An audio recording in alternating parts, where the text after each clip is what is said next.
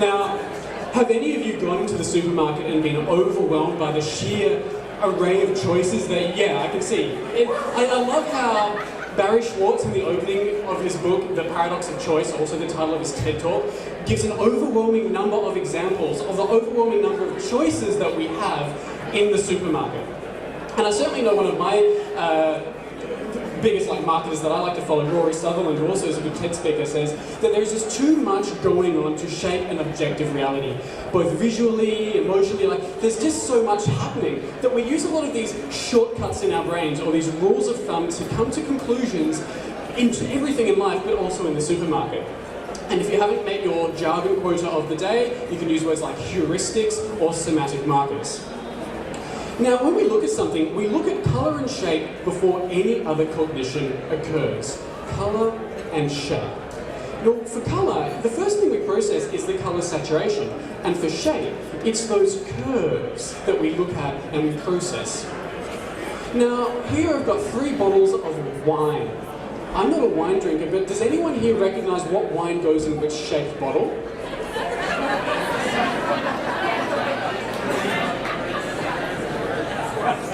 Okay, let's see, because you're all talking to the person next to you, let's see if you are right, because we know that if we put the wrong wine in the wrong shaped bottle, it sells worse. Left to right, it goes, whoa, Bordeaux, Burgundy, and Riesling. Who got that right? Who got at least one of them right? Yeah, that's quite a good number. Now, can anyone tell me what goes in this bottle? For Coke, okay, they've trademarked their colour, that's very common, but they've also, in the 70s, been able to trademark the shape of their bottles. And that's something that a lot of companies are increasingly doing. Now, I want you to close your eyes. It's okay, you can trust me, I'm a marketer. And I want you to imagine the shape of a Gatorade bottle. The dimensions and just the feeling of holding an Absolut vodka bottle. The colour, shape, and feel of your shampoo bottle at home. Imagine squeezing that. Yeah, you know what your products are like at home. That's the first time I'm going to laugh at that one. You can open your eyes.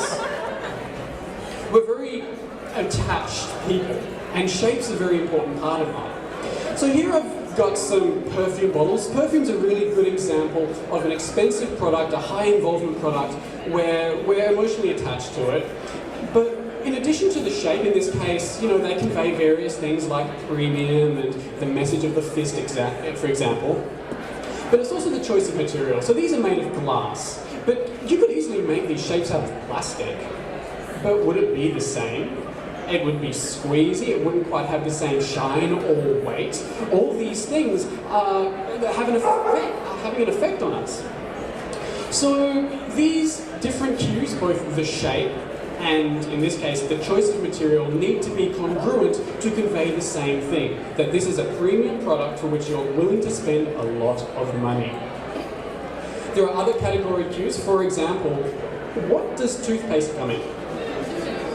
And that tube comes in a... Correct. However, what if I did an experiment? Would you buy that?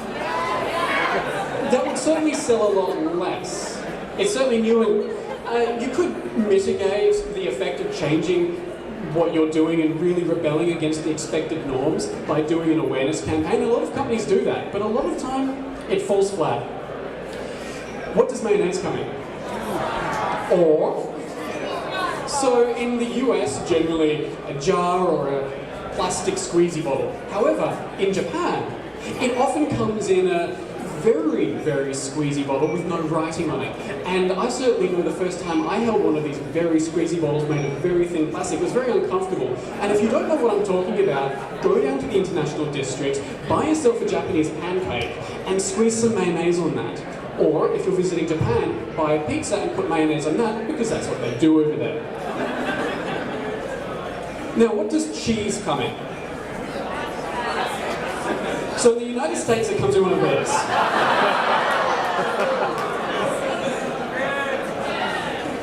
This is what you people do, right? Right, well, in more rational parts of the world, it comes in packaging similar to this. However, In Germany and Scandinavia, cheese often comes in a metal tube, not unlike what over here you would get a topical ointment come in. And again, if you don't believe me, go to Pike Place, go to the Bavarian Meat Company, and you'll see that they've got mayonnaise and cheese in tubes. Apparently, it makes for very good camping food. Now, I'm going to get you to close your eyes. This is the last time I'm going to do this. I want you to tell me what category this product is. It comes in a large, brightly coloured bottle with asymmetric curves. The background is bright blue, bright green, or bright red. It has a big handle on one side.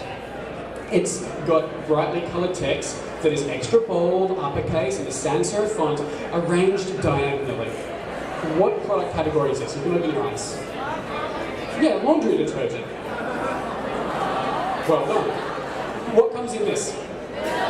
Or milk or orange juice. Well, there's a company in the UK called the Covent Garden Soup Company that were able to exploit these associations with those very fresh food drinks of juice and milk.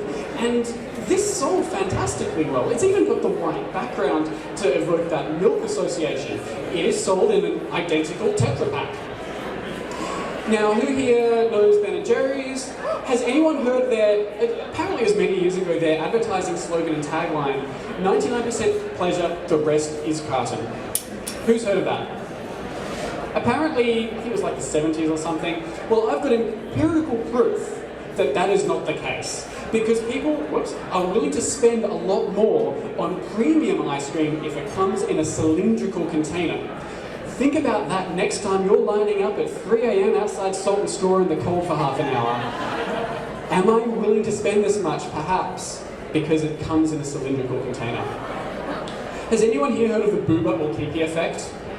A few people. Olga, this comes from psychology, and I get to use some psychology in marketing. I like to think of marketing as applying psychology for business purposes. And in the Buba or Kiki effect discovered in 1929, most people thought one of these shapes was named either Buba or Kiki. Which one's called Buba, the left or the right? Yell it out. 88% of neurotypical individuals would agree with you. However, for example, people with Asperger's syndrome, less so. Well, how does this apply to marketing? Well, we know that different shapes have different feelings, ideas, links. What has happened?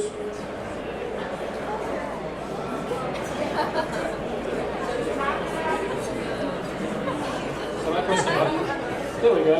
I discovered a button. Yeah. So, we know that sweetness is associated with curves.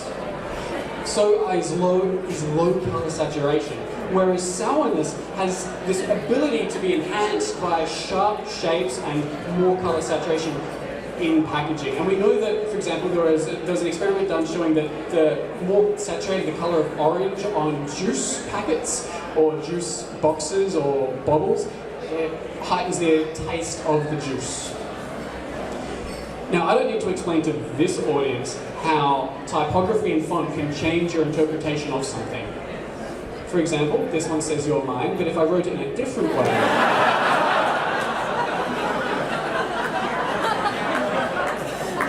And we can use this in marketing. For example, Dove.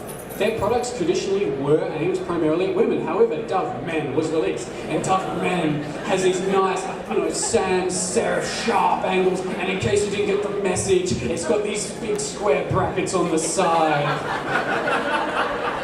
And if you zoom out on the image, it's on a wooden background surrounded by carabiners and hiking gear and stuff. And the thing is, often Dove Men versus the normal Dove or just other products in the supermarket, they're identical between the two genders. However, they are priced differently and they are marketed differently and they're in different parts of the supermarket, so you don't see them being compared. There's a lot of money to be made here. I'm going to talk a little bit about neuroscience. So I specialise in touch and feeling and sensory marketing, especially tactile marketing.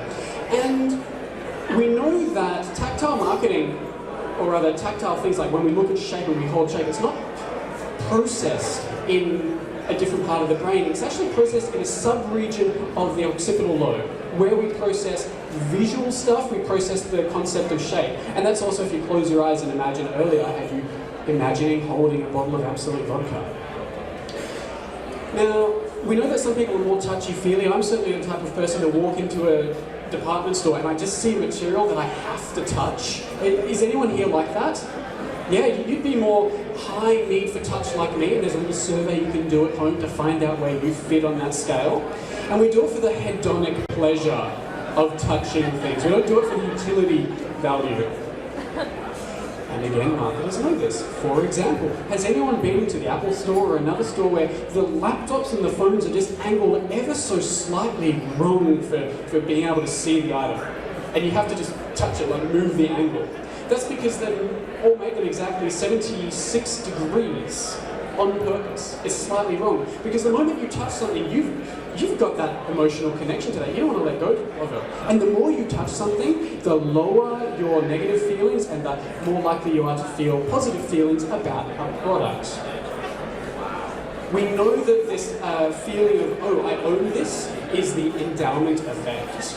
And it says that the more we touch something, the more likely we feel like we own it. And that's why at these stores, the salesperson is likely to gesture to the product and instruct you on how to do something rather than do it for you.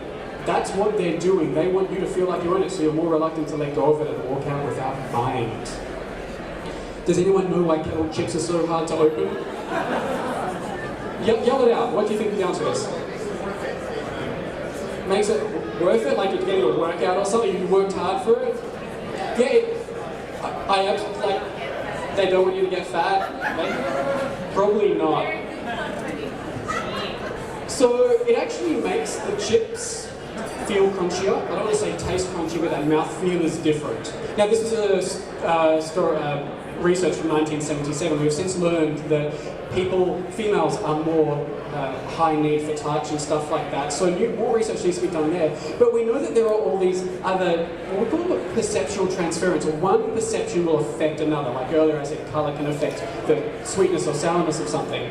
So, for example, if you have something with a rough texture, that packaging, we associate that more with natural. I certainly know that I noticed that, and now you will too next time you go shopping. Crackly sounds, we've known since, I think it was the early 20th century, that the best materials for packaging bread and other crunchy things are things that have that crunchy sound. For example, chips don't need to come in crackly packaging. We've also got things like compressibility. Now, we would call that haptic feedback. If I've got two different cups of water made of plastic, and one's more squeezing than the other, well, the more rigid item we're going to feel like is a higher quality water. Same for weight. So if something's heavier, it feels like it's got more value. And another thing is about the shape. There was a study done showing that people, especially men, who see batteries shaped like bullets, think those batteries are better and that they have more juice in them, even though they have less battery acid in them and they're less powerful. And I mentioned earlier the juice flavour. So very finally, my research was into embossment, and I found that embossment makes something feel more premium. Well, this is very well known in the market.